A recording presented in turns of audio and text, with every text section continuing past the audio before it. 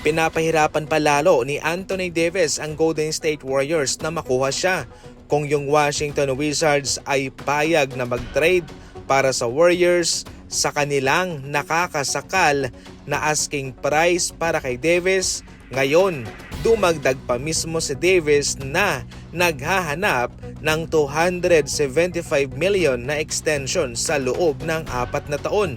Imagine, magiging 37 years old itong si Anthony Davis at babayaran mo siya ng $75 million sa isang season. Walang problema naman dyan dahil kung pag-uusapan yung performance, napakagaling nitong si Davis, both offense and defense.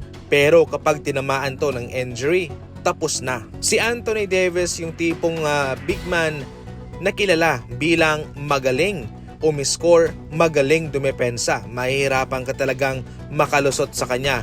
Pero kilala din siya bilang isa sa mga marupok na big man sa NBA ngayon. Ngayon, example, ipagpalagay natin na nagkasundo ang Warriors at ang Wizards sa trade at mapupunta na si Davis sa Golden State Warriors. Sa kanyang kontrata ngayon, mayroon pa siyang 2 taong natitira. So bale, mapapasuna o may expire ang kanyang kontrata sa 2027-2028 NBA season. Pero kung tatanggihan ni Davis ang kanyang player option sa kanyang huling season, iyon na po, $275 million for 4 years ang kanyang gusto. At dito na mahihirapan ang Golden State Warriors dahil si Stephen Curry, ito na yung kanyang panghuling taon sa kanyang kontrata. So overall, uunahin ng Golden State Warriors na bigyan ng 2-year deal si Stephen Curry at malaking halaga yon.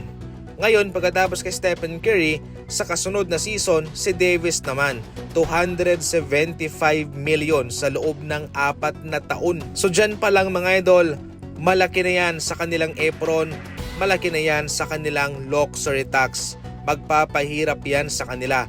Mapipilay talaga ang Golden State Warriors. Definitely, kaya nila sa pinansyal.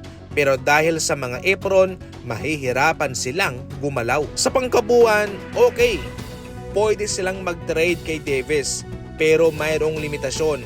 Magagamit lamang po nila ito sa loob ng 2 taon at pwede po ito umalis sa kanila via free agency.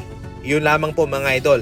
Pero kung kanilang pipiliin na i-lock in ito sa loob ng 4 na taon, mahihirapan na sila. So marami po ang posibleng mangyari dyan mga idol sa loob ng 2 taon. Pwedeng maging healthy si Davis, pwedeng ma-injured. So malaking sugal talaga ito para sa Warriors.